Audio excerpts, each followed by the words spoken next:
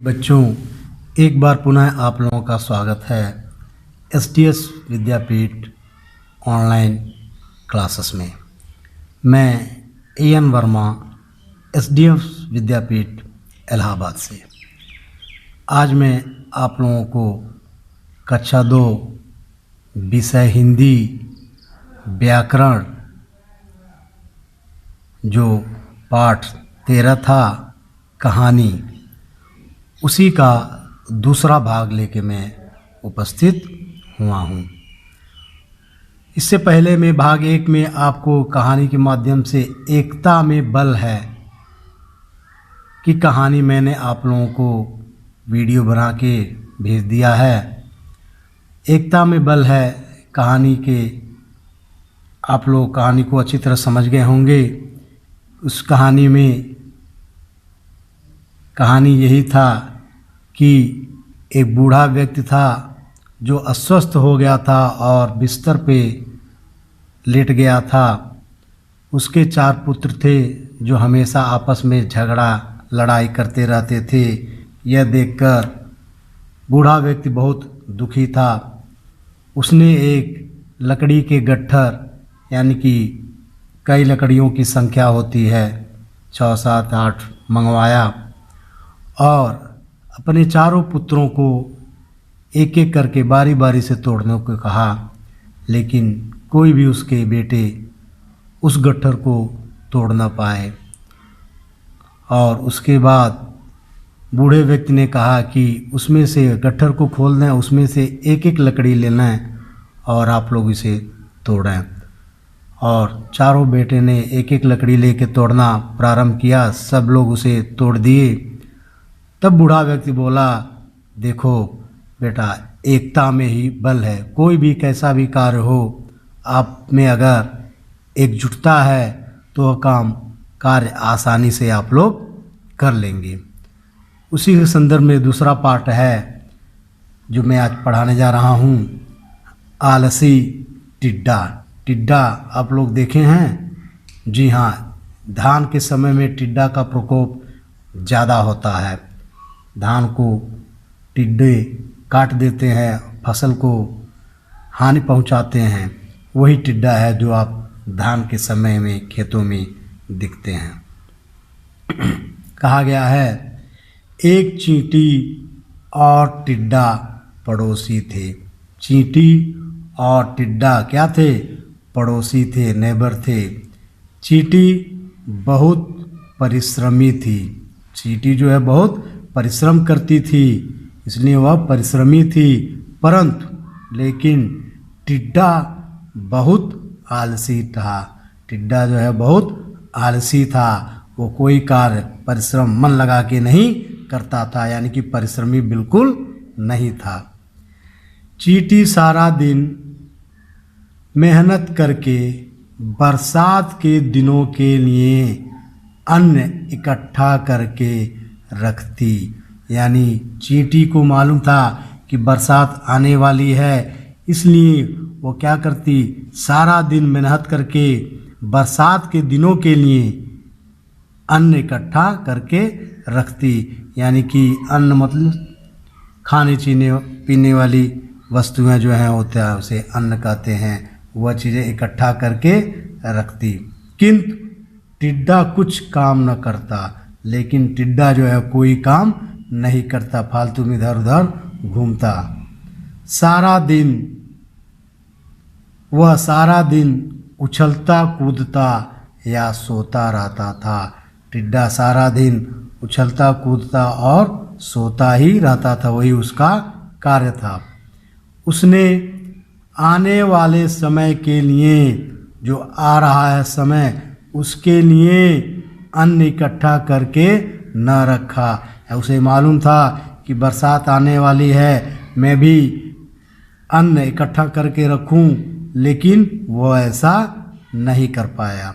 जब चींटी उसे अन्न इकट्ठा करने के लिए कहती तो वह बहाने बना देता।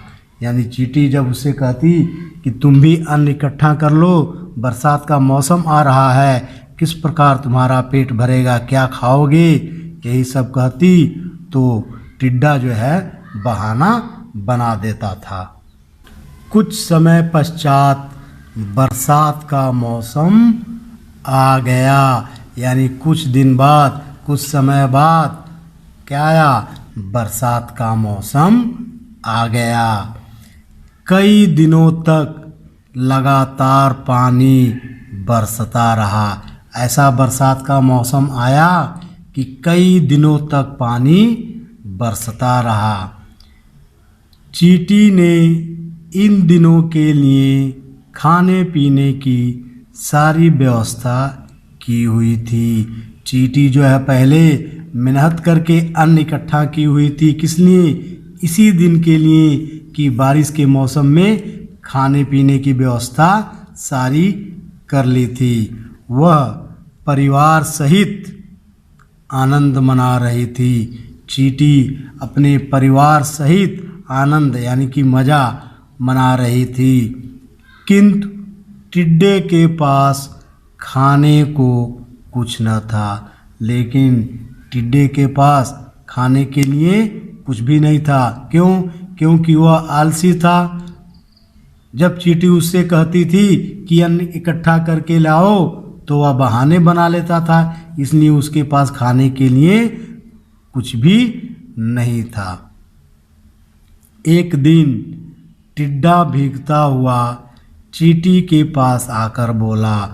एक दिन टिड्डा भीगता हुआ बरसात के मौसम में भीग गया, भीगता हुआ चींटी के पास आकर बोला, चींटी बहन, मैं 4 दिन से भूखा हूँ। चींटी से कहा, ए चींटी बहन, मैं 4 दिन से भूखा हूँ, मुझे थोड़ा सा अन्न दे दो, और मुझे थोड़ा सा अन्न दो, यानी मैं 4 दिन से खाना नहीं खाया हूँ, मैं 4 दिन से भूखा हूँ, इसलिए थोड़ा सा अन्न मुझे दे दो। वर्षा रुकने पर वापस कर दूंगा, यानी कि जब बारिश रुक जाएगी तब मैं आपका जो अन्न लूँगा वह वापस आपको दे दूंगा। किसने कहा? बिल्कुल सही, टिड्डा ने चींटी से कहा। यह सुनकर चींटी को गुस्सा आ गया। इतना बात सुनते ही, कौन सा बात सुनते ही? कि बहन मैं 4 दिन से भूखा हूँ, मुझे थोड़ा अन्न दे दो, टिड्डा ने चींटी से कहा। यह बात सुनते ही चींटी को गुस्सा आ गया। वह बोली और उसने कहा, मैंने तुम्हें लाख बार समझाया था पर तुमने कुछ नहीं किया। यानी कि मैंने आपको लाख बार कहा था कि बरसात का मौसम आने वाला है, अन्न इकट्ठा कर लो ताकि बरसात में खाने के लाले ना पड़े, लेकिन तुम नहीं मानो, अब भूखे मरो। मैंने तुम्हें लाख बार समझाया था पर तुमने नहीं किया, अब भूखे मरो, मेरे पास क्यों आए हो? मैं तुम्हारी कोई मदद नहीं करूँगी। चींटी ने कहा, मैं तुम्हारी कोई मदद नहीं करूँगी, जाओ भूखे मरो। जो आलसी होते हैं मुसीबत आने पर उनकी ऐसी ही दशा होती है। कहा गया है प्यारे बच्चों, जो आलसी होता है, चींटी ने कहा, जो आलसी होता है वह मुसीबत आने पर उसकी ऐसी ही दशा होती है कि खाए पिए ही उसकी मौत आ जाती है।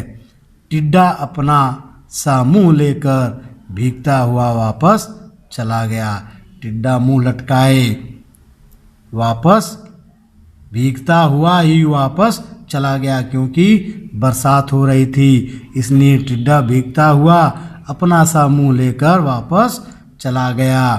तो प्यारे बच्चों, इस शिक्षा से हमें क्या, इस कहानी से हमें क्या शिक्षा मिलती है? यह शिक्षा मिलती है कि आलसी को अंत में पछताना पड़ता है। जो आलसी व्यक्ति होते हैं वो क्या होता है, उन्हें अंत में पछताना पड़ता है। क्यों? क्योंकि जो काम जिस समय करना चाहिए उसे उसी समय कर लेना चाहिए, उसको आगे के लिए नहीं सोचना चाहिए। अब बताइए, बरसात का मौसम था, चींटी ने इतना बढ़िया उससे रिक्वेस्ट किया कि आप भी अपना अन्न इकट्ठा कर लें, ताकि बरसात आने वाली है और बरसात में आप इधर उधर कहाँ भागे फिरेंगे। अन्न इकट्ठा किए रहेंगे तो आराम से बैठ के खाएंगे और अपने परिवार को भी खिलाएंगे। लेकिन टिड्डा हमेशा बहाना बनाता रहा और क्या हुआ, वह भूखा 4 दिन से भूखा रह गया और बरसात में कहाँ वह अन्न पाएगा। इसलिए वह टिड्डा के पास, वह चींटी के पास गया, लेकिन चींटी भी उसे नकार दिया अन्न देने से। इसलिए प्यारे बच्चों, इस कहानी से हमें शिक्षा मिलती है कि आलसी को अंत में पछताना पड़ता है। तो प्यारे बच्चों, ये रहा पाठ 13 का पार्ट 2 कहानी। अगले दिन हम एक नए वीडियो के साथ उपस्थित होंगे। तब तक के लिए थैंक यू, धन्यवाद।